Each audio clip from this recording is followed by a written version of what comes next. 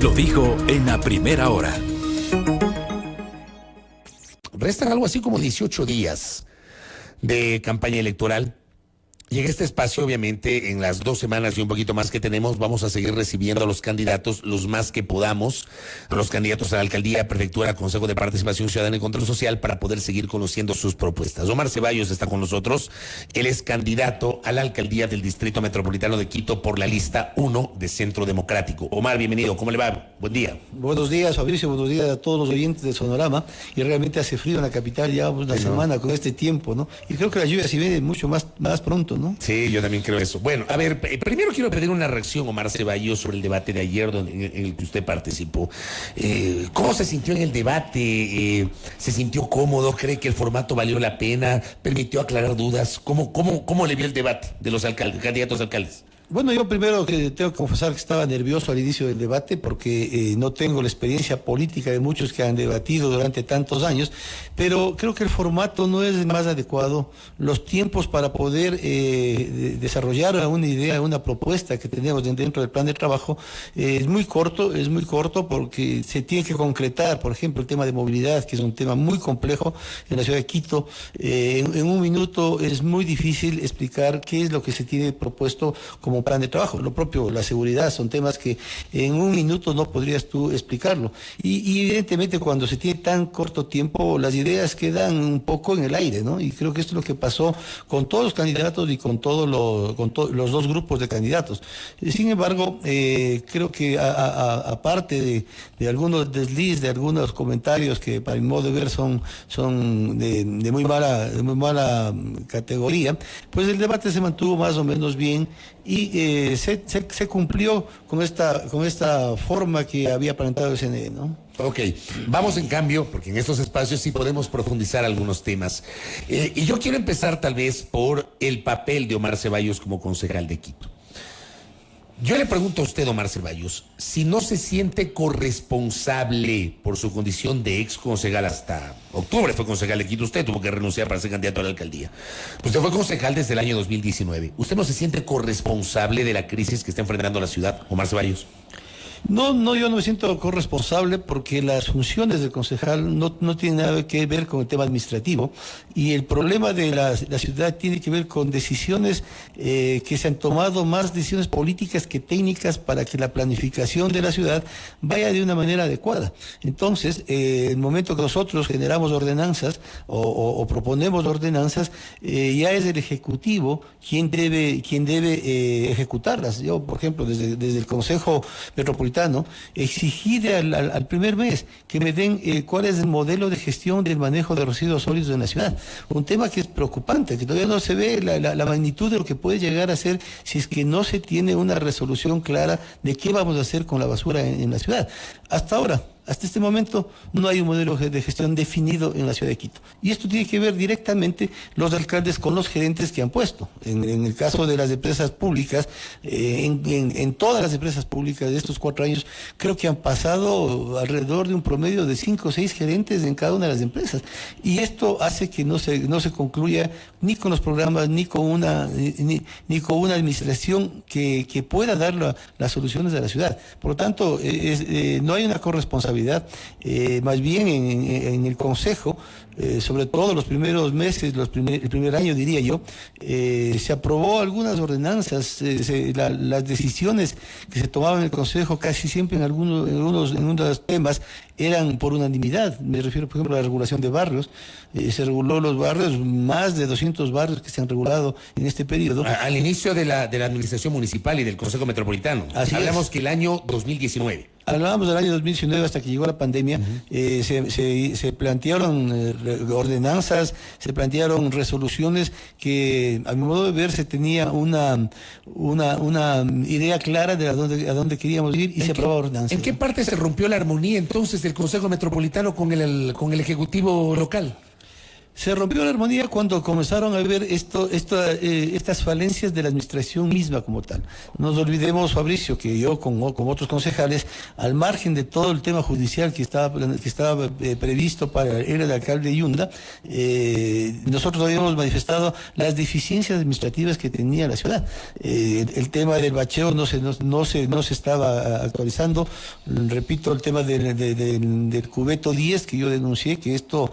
el de Linga, que no debía haber sido la empresa de obras públicas la que construye este cubeto, porque hay un informe de Contraloría ahora en el cual me da toda la razón de que este sistema de este convenio no tenía que haberse hecho. Todo esto generando este rompimiento, diría yo, entre el Ejecutivo y el Legislativo, pero sobre todo cuando ya se dio los escándalos de presunta corrupción al interior del municipio. También los denuncié yo desde fines del 2019. Yo había planteado ya que la Secretaría de Salud se estaba derrochando plata. En un evento para graduar preventores de drogas se gastaron más de $90,000, que esto normalmente no debe costar más allá de unos $30,000. Entonces yo advertí eso ya desde lo que estaba pasando en la Secretaría de Salud. Obviamente esto fueron los motivos para lo que muchos concejales en su momento le habíamos pedido la renuncia al alcalde de Yunda por el bien de la ciudad, ¿no? Y le pregunto, el Consejo luego toma la decisión de remover al alcalde de Yunda. ¿Había que hacerlo o usted cree que se equivocaron? Digamos, ya después de algún tiempo, cuando ha pasado mucha agua bajo el puente, hoy usted es candidato, ¿usted cree que fue la decisión correcta o se equivocaron en eso? No, yo creo que los 14 concejales que tomamos esta decisión, creo que fue una decisión acertada. En el caso particular mío, si esto volvería a pasar, yo volvería a votar por la remoción. ¿Usted no se arrepiente de haber votado por la remoción? De ninguna manera. ¿Usted por qué votó por la remoción de Yunda? Al margen de lo que ha pasado después con la administración Guarderas, que tampoco estoy de acuerdo con esta administración, pero lo que estaba dándose en la administración de Yunda era lo que veíamos. No es posible que la empresa de agua potable, que es una empresa emblemática, se hayan ido dineros a bancos del Oriente Lejano, ¿no? Creo que a Hong Kong o China o alguno de estos países, dineros de la empresa de agua potable por más de $1,5 millones. Que hasta ahora creo que está una parte por recuperarse. Lo que yo hice en la empresa de obras públicas, en los contratos de repavimentación, 2 contratos de repavimentación que sumaban alrededor de 13-14 millones de dólares, se va por régimen normal y se ahorra el municipio de Quito casi $2 millones en ahorro en esos contratos, pero al mismo tiempo se hace un contrato de $30 millones, pero por régimen especial, o sea, prácticamente a dedo. Esas son las cosas que yo denuncié y por esas razones es que yo no me arrepiento de haber tomado esa decisión en ese momento, ¿no? Hablemos de su plan de trabajo y empecemos por el tema ambiental, ya que usted menciona el tema del cubeto 10. ¿Qué hacemos con el INGA? ¿Qué dice su plan de trabajo sobre la situación del INGA y el sistema de recolección de residuos en Quito? Mira, ayer yo estaba leyendo las dos noticias de Estados Unidos, muy alentadoras. Y es una de las ideas que yo tengo para el manejo de los residuos sólidos en la ciudad de Quito. La primera habla que en San Francisco va a ser la primera ciudad en donde ya no haya vertederos, o sea, ya no haya rellenos sanitarios. Es que esto es lo que hay que hacer en el mundo. Ya no se debe enterrar la basura. La basura es dinero, la basura es plata. De la basura se obtiene algunos productos. De la basura, sobre todo del desecho orgánico, en el mundo se obtiene el biodiesel o el hidrógeno. Y esa es la otra nota que vi en Estados Unidos, que en California ya en la carretera van a ser gasolineras, por decirlo así, o estaciones de servicio para proveer de hidrógeno a camiones de transporte de carga pesada. Es decir, ya los camiones, voy a dar hasta la marca del camión que están hablando, los camiones en California se van a mover con hidrógeno. Y el hidrógeno y el biodiesel se puede sacar de los residuos orgánicos. Por lo tanto, la visión mía en el plan de trabajo, que en estos 4 años, primero decidamos cuál es el modelo de gestión para el manejo de residuos sólidos. Segundo, de los residuos sólidos del desecho orgánico se puede hacer compostaje, se puede hacer energía eléctrica, se puede hacer los biodiesel que le digo, o hidrógeno. Este hidrógeno o este biodiesel debe ser el combustible que transporte que ocupe el transporte público de la ciudad. Pero eso no se logra de un día para otro. O sea, usted primero, y dice lo correcto, primero hay que definir el sistema de gestión. Pero hasta que se define simplemente hay que hacer algo. ¿Qué hacemos con el Inga mientras tanto? Bueno, lo primero que hay que hacer, está previsto desarrollar el cubeto 11 en el Inga, ¿no? Y yo creo que ese cubeto 11 debe ser el último que se haga. Usted si llega a ser alcalde, usted le va a dar continuidad al cubeto 11. Claro, porque si no, no va a haber dónde poner la basura. Y como tú bien dices, Fabricio, mientras esto se hace, ir ya haciendo las otras acciones, tomando otras acciones en las que ya vayamos resolviendo a futuro para no enterrar más la basura. Hay tecnologías incluso que desentierran la basura, o sea, desenterraríamos los 9 cubetos anteriores para de ahí para de ahí obtener lo que yo he manifestado, ¿no? Y mientras tanto, aparte del tema del Inga, ¿qué hacemos con el sistema de recolección de desechos que actualmente tenemos en la capital de la República? Lo primero que tenemos que hacer en la ciudad, y que ya lo están haciendo en algunos barrios, en algunos sectores, en el sector de Nayón, hay unas empresas privadas en algunos barrios de Quito, ya se está yendo al tema de la separación en sitio de la basura. Esto es lo que hay que hacer. Pero eso no se hace en toda la ciudad. Eso no se hace en la ciudad, pero se tiene que empezar, sobre todo con los niños, en las escuelas, a empezar a hacer una educación ambiental de los beneficios que se Pero hay gente que lo hace en el hogar, o hay gente que, obviamente, hay niños que reciben esa educación de separar, pero resulta que de nada sirve si el recolector todo lo mezcla. Ahí también hay un tema de la propia estructura de recolección de basura. Exactamente, lo que tenemos que hacer es de eso, es lo que ha habido es una falta de política de qué hacer cuando se tiene esta ya separación. Lo que tú dices es lo que está pasando ahora. Llega el recolector y lo que se hace separado en el hogar, en el recolector se junta todo nuevamente. Estas son las cosas que, como resoluciones, con un gerente que conozca bien de cómo es el manejo de residuos, se puede ir tomando acciones, ¿no? Correcto. ¿Qué hacemos con movilidad? Y con el metro en particular, porque no sabemos si el metro finalmente, si usted llegase a convertirse en alcalde de Quito el próximo 14 de mayo, no sabemos si para esa fecha esté ya funcionando comercialmente el metro. La idea era esa, que para marzo empiece a funcionar, pero mire usted cómo no se logró cumplir la segunda fase, que era la apertura ya de la movilización de los trenes. ¿Qué va a hacer usted con el metro?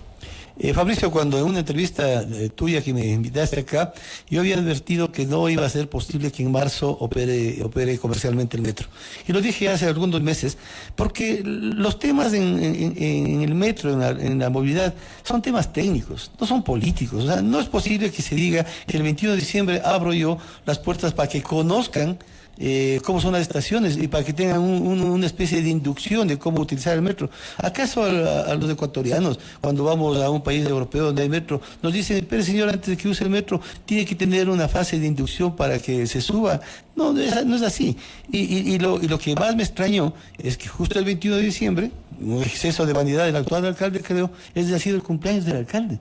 Y poner una placa ahí por un tema vanidoso, me parece que eso es lo que le tiene a la ciudad realmente un caos de movilidad. Las decisiones de movilidad tienen que ser las decisiones netamente técnicas, no políticas. Lo que yo haré con el metro de Quito, primero, que se operará al 100%, y cuando digo operar al 100% es que tiene que ya estar integrado con la ecovía, con el trolebús y con los alimentadores que vayan hacia el metro. Ahí recién tendremos una integración del transporte que maneja el municipio que va a funcionar y va a operar al 100%. Pero si todavía no está contratado, de la información que yo tengo, todavía no se termina de contratar el sistema integrado de recaudo.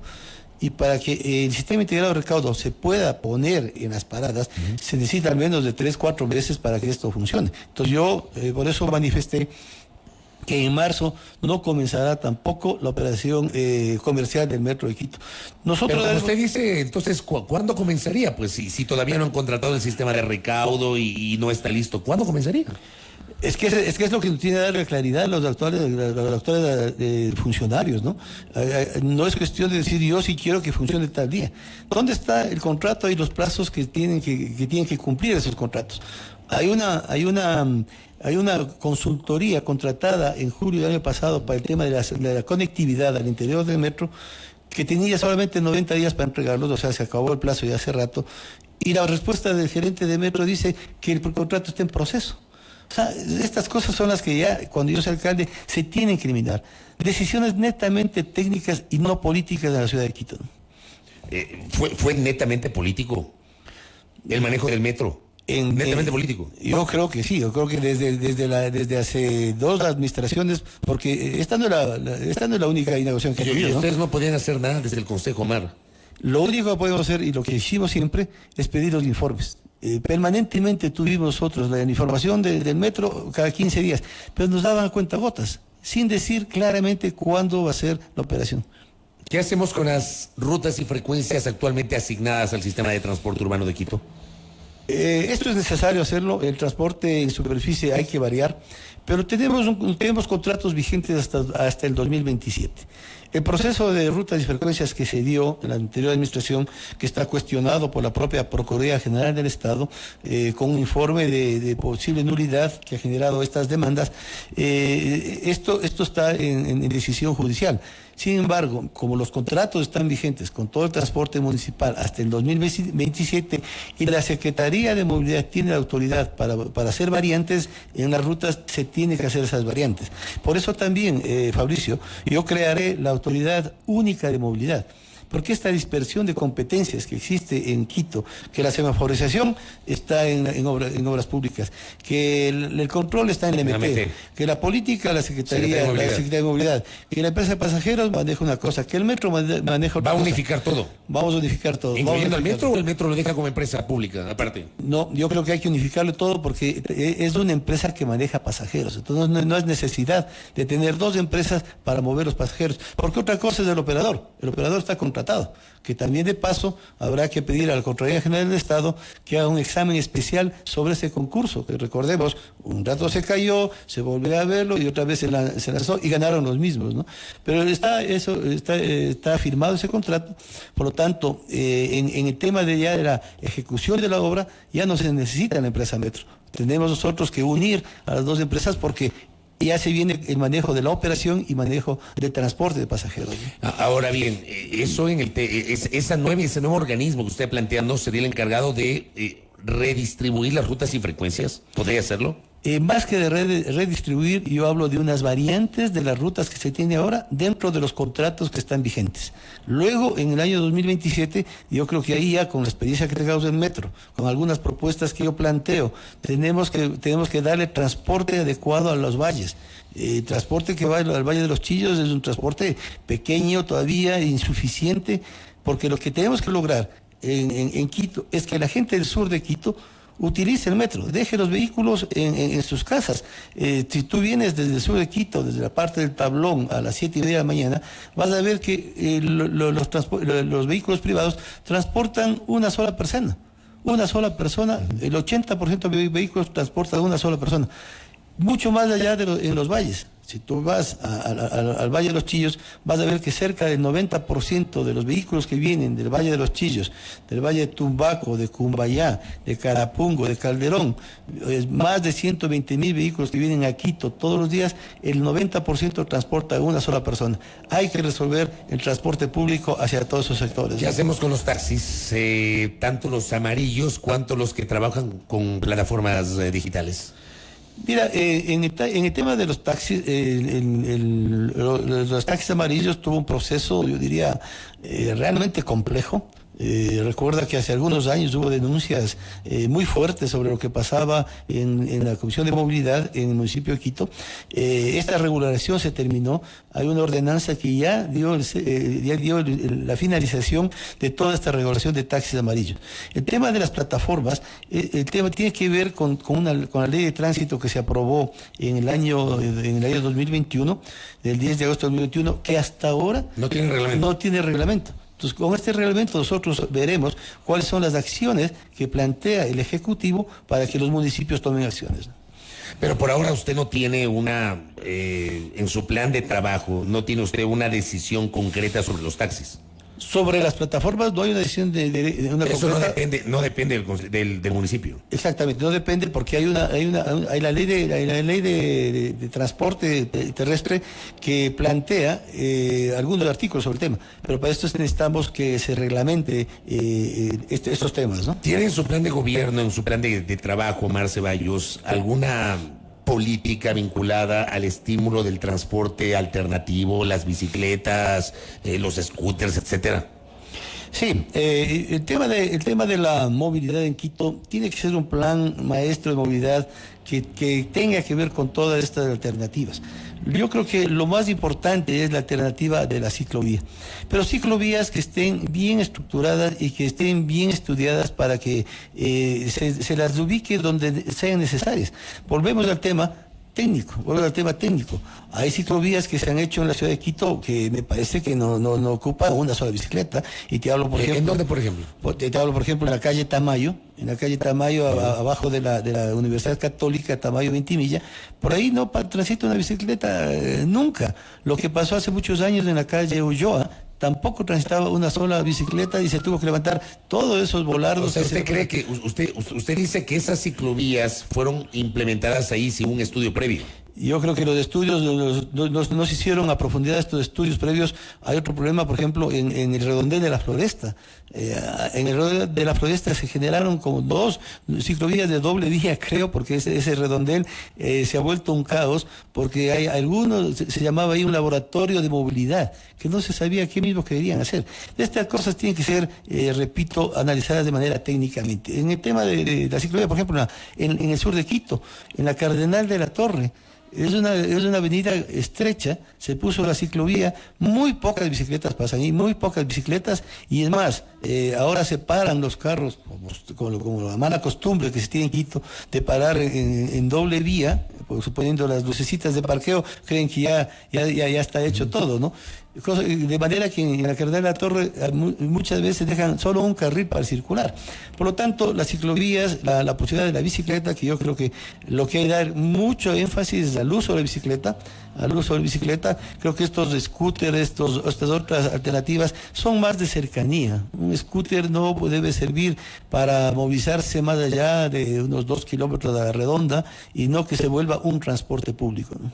Correcto, Omar Ceballos. En el tema ambiental, ¿qué les dejó a usted como ex concejal de Quito y hoy candidato, la tragedia de hace un año en la comuna? Y le pregunto si la administración municipal es corresponsable de lo que ocurre en la comuna. Sin duda alguna, creo que la experiencia que me dejó ahí, primero va a cumplir el 31 de octubre, un año de 31 de enero. Perdón, de enero, sí. Y ya me estoy yendo al otro. 31 de enero, y quiero expresar mi sentimiento de pesar a todos los familiares de los 28 o 29 muertos que hubo allá al cumplirse este año. Esta experiencia a mí me ha dado que la planificación en Quito es lo que más se ha quedado rezagado, ¿no? No existe claramente las competencias de quién maneja las laderas de la quebrada en la ciudad de Quito. Aunque tú no creas, Fabricio, no existe una decisión clara de estas competencias. Y por eso es que se pasaban la pelotita entre el EMAP, que decía que yo sí hice el mantenimiento, entre la de gestión de riesgos, entre la EMGIR, es decir, este tipo de competencias tienen que estar claramente definidas para que no se venga a decir es que yo no tengo la culpa. Esto se podía haber preveído, porque evitado no, porque es un tema natural que se dio, pero se puede prever a través de alertas tempranas, por ejemplo. Ahora hay metodologías técnicas, hay tecnología en el mundo que a través de monitoreos a través de sensores se puede saber si hay algún movimiento en este tipo de laderas. Este tipo de cosas son las que se tiene que hacer, y esa es la experiencia que yo tengo para poder implementar este tipo de acciones cuando sea alcalde, ¿no? Pero digo, lo que pasó en la comuna fue un tema de inacción de la autoridad, fue el desenlace de la falta de control en las laderas, o usted lo reduce a un hecho netamente natural, Omar. Yo creo que es la suma de todas las cosas, ¿no? O sea, yo creo que es la suma de los temas, hay la falta de acciones previas para prever esto, y segundo, el tema de la falta de competencias de las entidades, y evidentemente también un fenómeno natural que fue mucho más grande de lo que normalmente se piensa, ¿no? Y esto es un problema, Fabricio, perdóname, pero es un problema que se debe cambiar, se debe estudiar nuevamente, porque el tema del manejo de laderas y quebradas son estudios del año 90-92. con el cambio climático, las afectaciones, las lluvias que tenemos ahora, no son las que se estaban previendo en esos años. Entonces ahora se tiene que hacer nuevamente un estudio claro de la climatología, de lo que está pasando en Quito, para poder tomar acciones, porque no podemos seguir con estudios de hace 30 años creyendo que esta es la línea que para mantener las laderas y las quebradas en Quito, ¿no? Este tema fue fiscalizado en el Consejo. Este tema permanente fiscalizamos. Igual, los funcionarios nos decían que estaban actuando, que estaban dándole las respuestas a la gente, pero después de 15 días, desde un mes, venía la gente que viene a Gasca a reclamar de que no le habían dado las atenciones. Ese es el problema que existe en la administración, ¿no? ¿Qué se puede hacer en el ámbito de seguridad? ¿Su plan qué contempla en materia de seguridad, Omar Ceballos? En materia de seguridad, cuando sea alcalde, lo primero que voy a hacer es sentarme con el presidente de la República, con el ministro del Interior, y definir las responsabilidades de cada institución. No digo competencias, digo responsabilidades de cada institución, porque también es un juego que se le ha puesto a la ciudadanía del país en general, de que esto no es mi competencia, esto no es mi responsabilidad, que esto le corresponde a tal cual. Definidas las responsabilidades, como por ejemplo, adecuar las UPCs que puede hacer el municipio, dotarle de implementación estas mismas UPCs, puede hacer el municipio de Quito, dotar de algunos insumos a la policía, puede hacer el municipio de Quito, y una vez que nosotros hagamos invertir la tasa de seguridad en tecnología de punta para prevenir el delito y castigar el delito, que estas tomas de videos sirvan para castigar el delito, para que los delincuentes no salgan en 2 o 3 días por resoluciones de los jueces, ¿no? Entonces estos videos deben servir para prevenir y castigar el delito. Pero sobre todo, Fabricio, creo que los ciudadanos nos debemos apropiar del espacio público. Yo voy a hacer un programa para apropiarnos del espacio público con los ciudadanos, con los comités barriales, con las ligas barriales, con las ligas parroquiales, para que en estos espacios públicos activar el arte, la cultura, el deporte, la recreación, en espacios públicos bien iluminados y con seguridad. En el debate de ayer, usted había dado una cifra respecto del número de UPCs en Quito y cuántos funcionan, y aparentemente esta cifra no es correcta según Ecuador chequea. ¿Qué cifra mismo maneja usted sobre los UPCs? Yo tenía el dato que en Quito hay 270 UPCs y que funcionan de una manera correcta alrededor de 80. Ya, pero usted lo pudo corroborar, lo pudo comprobar. No lo he comprobado, pero yo de la información que tengo es lo que se ha manifestado, ¿no? Y hay alrededor de 270 UPCs en Quito. Pero tal vez no lo contrastó con información de la policía para sustentar su propuesta en materia de seguridad, Omar. No he contrastado este dato, pero no creo que sea tan erróneo, serán unas pocas o unas pocas menos, ¿no? ¿Usted es crítico de la calidad del uso de los recursos que genera la tasa de seguridad hoy en Quito? Sin duda alguna. ¿A qué se destina esa plata? Ahora se está destinando en buena parte, lo grave es que se está destinando una parte importante al pago de gasto corriente, ¿no?